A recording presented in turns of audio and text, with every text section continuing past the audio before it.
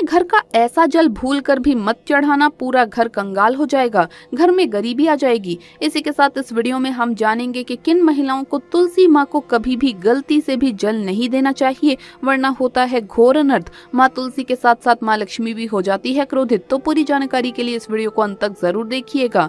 नमस्कार दोस्तों, स्वागत है आप सभी का एक बार फिर से। दोस्तों सच्ची श्रद्धा से कमेंट्स में जरूर लिखे जय माँ तुलसी, जय माँ लक्ष्मी। दोस्तों भूल कर भी तुलसी में ऐसा जल कभी मत चढ़ाना, पूरा घर बर्बाद हो जाता है। दोस्तों तुलसी के पौधे से जुड़ी ऐसी जानकारी जो शायद ही कोई आपको बताएगा। जानिए तुलसी के चमत्कारी फायदे जो आपको हिलाकर रख देंगे। दोस्तों वास्तु शास्त्र के अनुसार तुलसी का पौधा बहुत ही पवित्र माना जाता है। शास्त्रों में ऐसा भी लिखा गया है कि तुलसी का पौधा भगवान नारायण और लक्ष्मी जी को बहुत ही प्रिय है। शास्त्रों के अनुसार जहाँ पर तुलसी का पौधा होता है तो वहाँ पर साक्षात महालक्ष्मी अस्थायी रूप से वास करती है। आपको बता दें कि जो व्यक्ति सही तरीके से तुलसी की पूजा पाठ और देखभाल अगर कर लेता है तो सदैव महालक्ष्मी उसके घर में अपना स्थान बना लेती है।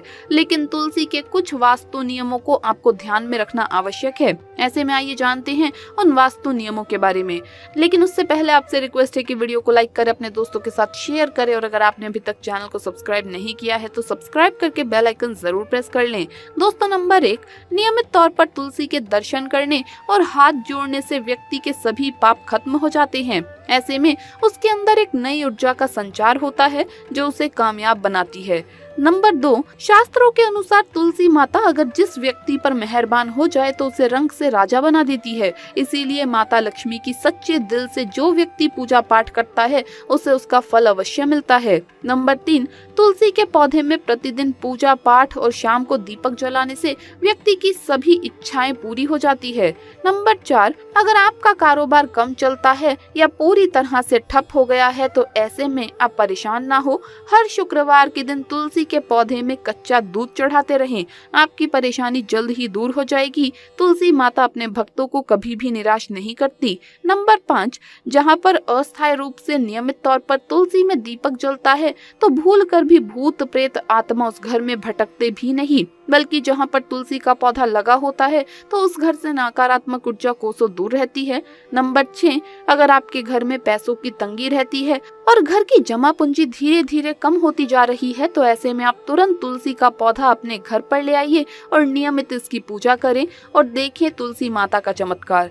नंबर 7, 100 गुना फल की प्राप्ति के लिए भगवान विष्णु की पूजा में तुलसी के पत्तों का बहुत महत्व है। कहते हैं कि अगर आपके पास भगवान को चढ़ाने के लिए कोई भोग ना हो तो केवल तुलसी का पत्ता चढ़ा दे, वो प्रसन्न हो जाते हैं। वैसे तो प्रत्येक देवी देवता की पूजा में तुलसी दल का उपयोग किया जाता है, लेकिन भगवान शंकर और गणेश जी की पूजा में तुलसी का उपयोग नहीं किया जाता। नंबर 8, अगर आपके बच्चे को किसी की बुरी नजर लगी है तो उसे बचाने के लिए तुलसी के 7 पत्ते और 7 काली मिर्च के दाने मुट्ठी में लेकर बच्चे के सिर से पैर तक 7 बार उतारकर घर के पीछे की तरफ रख दें, सब कुछ ठीक हो जाएगा।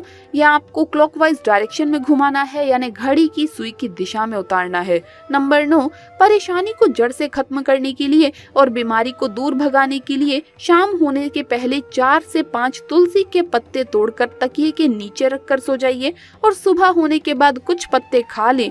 धीरे धीरे आपकी सभी समस्याएं दूर हो जाएंगी।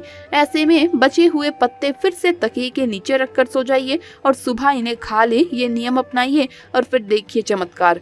दोस्तों नंबर 10, ज्योतिष के अनुसार कहा जाता है कि तुलसी माला पहनने से बुध और गुरु ग्रह बलवान हो जाते हैं। ज्योतिष के अनुसार कहा जाता है कि तुलसी की माला पहनने से सभी प्रकार के सुख मिलते हैं और कोई बुरी नजर कभी भी नहीं लगती। तुलसी की माला पहनने से पहले इसे गंगा जल और धूप दिखाना चाहिए। तुलसी की माला पहनने से पहले मंदिर में जाकर श्री हरि की पूजा करनी चाहिए।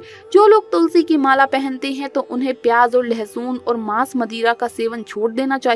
नंबर 11, अगर आपका हर कार्य असफल हो जाता है तो ऐसे में आप तुलसी के पौधे की जड़ को लेकर उसे गंगा जल से धो लें। इसके बाद इसकी ठीक तरह से पूजा करें और फिर पीले कपड़े में बांध कर रख दें। धीरे धीरे आपकी सभी समस्याओं का अंत हो जाएगा। नंबर 12, जो व्यक्ति तुलसी का पाउडर इस्तेमाल करता है तो वो हमेशा भयंकर से भयंकर बीमारी से बचा रहता है। तुलसी का पाउडर कई अनेकों बीमारियों को जड़ से खत्म करता है। नंबर 13, जो व्यक्ति सच्चे दिल से तुलसी विवाह कराता है तो सभी देवी देवताओं की कृपा उस पर बरसती है। तुलसी माता सदैव उसके साथ रहती है और उसके हर बिगड़े कार्य को पूरा करती है। नंबर 14, तुलसी को कौन सी दिशा में रखें, आइए जानते हैं। वास्तुशास्त्र के अनुसार तुलसी का पौधा लगाने के लिए उत्तर दिशा या उत्तर पूर्व दिशा या फिर पूर्व दिशा का चुनाव करना चाहिए, ये सबसे उत्तम है। दोस्तों, नंबर 15, तुलसी का पौधा कभी भी घर पर लाएं तो बृहस्पतिवार के दिन ही लाएं और सुबह के समय ही लगाएं, और ऐसे में गलती से भी तुलसी के नीचे ना ही शिवलिंग को रखें और ना ही गणेश जी की प्रतिमा को। इस बात का विशेष ध्यान रखें कि तुलसी पर कभी भी गंदा या अशुद्ध जल नहीं चढ़ाना चाहिए। हमेशा साफ सुथरे जल का ही उपयोग करें। अगर जो पानी पीने के लायक ना हो तो ऐसे जल का उपयोग ना करें। जिस जल को आप पीने के लिए उपयोग कर सकते हैं ऐसा जल ही तुलसी को देना चाहिए। इसके अलावा कुछ और बातों पर भी ध्यान देने की जरूरत है। अगर आपने अपने घर की तुलसी छत पर रखी हुई है तो निश्चित रूप से आपके घर की उत्तर दिशा में चींटियां निकलना शुरू हो जाएंगी। घर की उत्तर दिशा में कहीं ना कहीं दरारें पड़ना भी शुरू हो जाएंगी। जिन लोगों के घर पर तुलसी का पौधा नहीं होता वहां पर कबूतर अपना घोंसला बना लेते हैं। इसे बुरे केतु की निशानी माना जाता है। ध्यान देने वाली बात यह है कि दक्षिण पश्चिम में और दक्षिण में हमेशा श्यामा तुलसी रखी जाती है। श्यामा तुलसी में पत्तियां बिल्कुल हरी और बड़ी होती हैं। इसे तुलसा जी भी कहा जाता है।